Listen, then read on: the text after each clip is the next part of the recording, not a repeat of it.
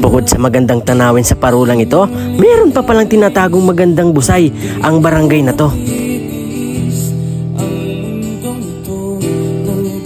Nature feels?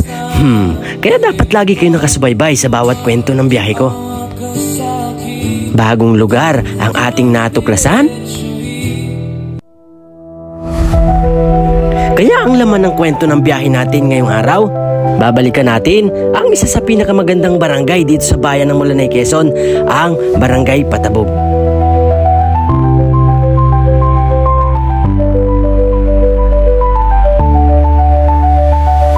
Sa biyahe mo pa lang ay malilibang ka na sa madadaanan mong tanawin patungo sa barangay na ito. 25 minutes na ating paglalakbay simula sa bayan ng Mulanay ay narating na natin ang pinakasentro ng Barangay Patabog. Pero hindi pa rito yung pinakambusay na ating pupuntahan.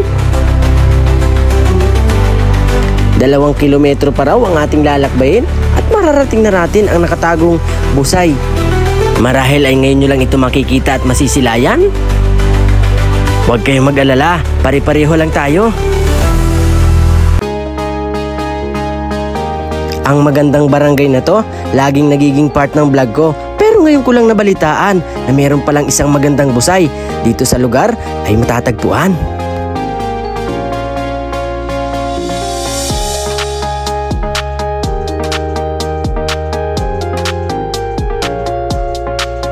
Narating na natin ang Old Patabog at maglalakad pa tayo ng mahigit kalahati daw kilometro. So yun mga brother, mag-start tayo maglakad kasama ng ating mga kasama, Kautol, Jacob Vlog, Pataknos TV at ang inyong lingkod, ka-brother natin guys. Ang init. Pupunta natin yung busay dito sa Patabog guys.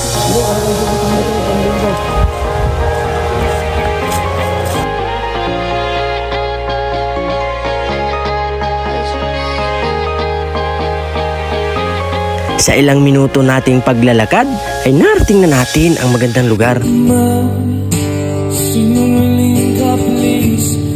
Napaka-nature at gubat na gubat yung lugar. Malalaking bato sa paligid. Perfect para sa mahilig magpipicture.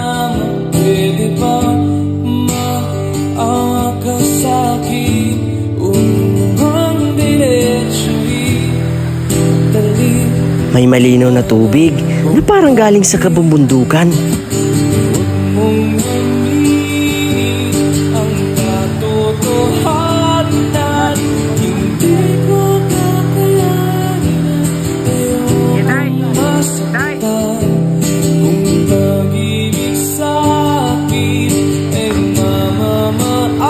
Hindi natin papalampasing maligo dyan. Isang maganda at bagong lugar na naman ang ating natuklasan. Nasayang ko na naman ang 3 minuto ng buhay nyo sa panonood sa vlog ko. Para sa marami pang kwento, pwede kayo mag-follow. Palipad yan. Sabay-sabay. Bigyan na palipad yan.